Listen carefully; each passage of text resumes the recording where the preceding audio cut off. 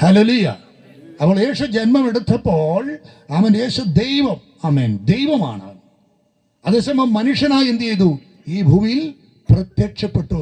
അതിൻ്റെ അർത്ഥം യേശു ഈ ഭൂമിയിലായിരുന്നപ്പോൾ പൂർണ്ണ മനുഷ്യനും പൂർണ്ണ ദൈവവുമാണ്. Hallelujah, hallelujah. കർത്താവിന് സ്തോത്രം. യേശു മനുഷ്യനല്ലെന്നും യേശു പൂർണ്ണ ദൈവമല്ലെന്നൊക്കെ ഉള്ള ധാരാളം സിദ്ധാന്തങ്ങളുണ്ട് ആ സമയത്തൊക്കെ, ഇപ്പോഴുമുണ്ട്. പക്ഷെ ബൈബിൾ വളരെ വ്യക്തമായി പറയുന്നു, യേശു ഈ ഭൂമിയിൽ എന്താണ്? ദൈവമായിരുന്നവൻ മനുഷ്യനായി ഈ ഭൂമിയിൽ അവതരിച്ചു. കർത്താവിന് സ്തോത്രം. Praise the Lord. ഹല്ലേലൂയ. അത് നമ്മൾ പ്രത്യേകം പഠിക്കേണ്ടതായ ഒരു വിഷയമാണ്. ആമേൻ, സ്തോത്രം. അത് നിങ്ങൾ ഈ മറ്റ് മതഗ്രന്ഥങ്ങളൊക്കെ പഠിക്കുമ്പോൾ വേദങ്ങളിലൊക്കെ എഴുതിയിട്ടുണ്ട്, ദൈവം ഈ ഭൂമിയിൽ അവതരിക്കണം. ഹല്ലേലൂയ, ഹല്ലേലൂയ, ആമേൻ. അത് പറഞ്ഞിട്ടുണ്ട് ദൈവത്തിന്. ഇത് എല്ലായിടത്തും പറയാൻ സമയമില്ല. അപ്പോൾ യേശു അവൻ എങ്ങനെ വന്നു എന്ന് ചോദിച്ചാൽ ബൈബിൾ വളരെ വ്യക്തമായി പറയുന്നു. ആമേൻ, സ്തോത്രം. പരിശുദ്ധാത്മാവിനാൽ യേശു എന്ത് ചെയ്തു?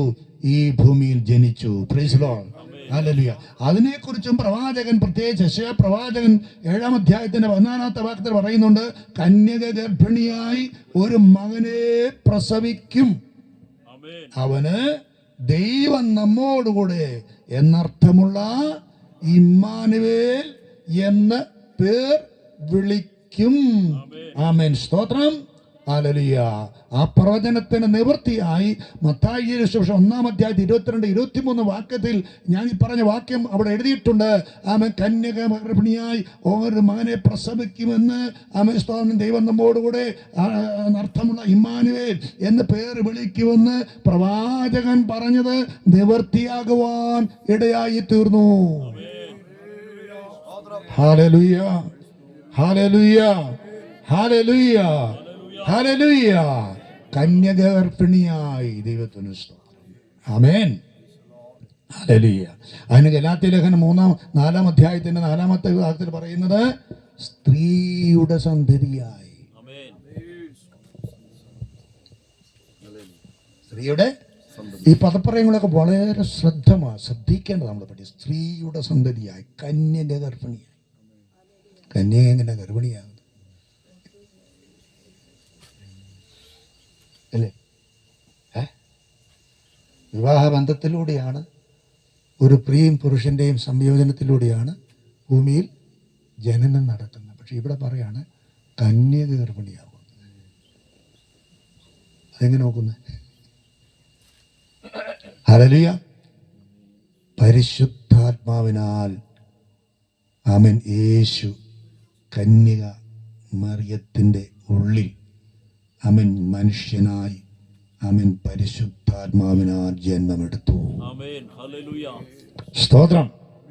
ഹല്ലേലൂയ. കർത്താവിന് സ്തോത്രം. ഹല്ലേലൂയ. ആ സ്തോത്രം. ആമേൻ. വളരെ വേഗത്തിൽ മുന്നോട്ട് പോകാം. കർത്താവിന് സ്തോത്രം. അപ്പോൾ യേശു എങ്ങനെയാണ് ഈ ഭൂമിയിൽ ജനിച്ചത്? ആമേൻ, പരിശുദ്ധാത്മാവിനാൽ യേശു എന്ത് ചെയ്തു? ജനിച്ചു. ദൈവത്തിന് സ്തോത്രം. അവനെ കുറിച്ച് ദൈവം നമ്മോടുകൂടെ, ദൈവം നമ്മോടുകൂടെ എന്ന് പറഞ്ഞ ആരോടുകൂടെയാ? മനുഷ്യരോടുകൂടെ. Hallelujah, hallelujah. ആമേൻ. കർത്താവ് എന്നോട് പറഞ്ഞല്ലോ, 2-3 പേർ കൂടി വരുന്നവരുടെ നടുവിൽ, കർത്താവിന്റെ നാമത്തിൽ കൂടി വരുന്ന നടുവിൽ എന്തുണ്ട്? യേശു നമ്മോടുകൂടെയുണ്ട്, നമ്മോടുകൂടെയുണ്ട്. ഹല്ലേലൂയ. 7 നിലവിളക്കുകളുടെ നടുവിൽ, 7 നിലവിളക്കുകളുടെ നടുവിൽ ആമേൻ, നക്ഷത്ര കരങ്ങൾ പിടിച്ചുകൊണ്ട് സഭയുടെ ഉള്ളിലൂടെ നടക്കുന്നവൻ, മധ്യത്തിലൂടെ നടക്കുന്നവൻ. ഹല്ലേലൂയ. നമ്മോടുകൂടെ. ഇതൊക്കെ ഇങ്ങനെ പറയാനുള്ള കാരണം എന്നറിയാമോ?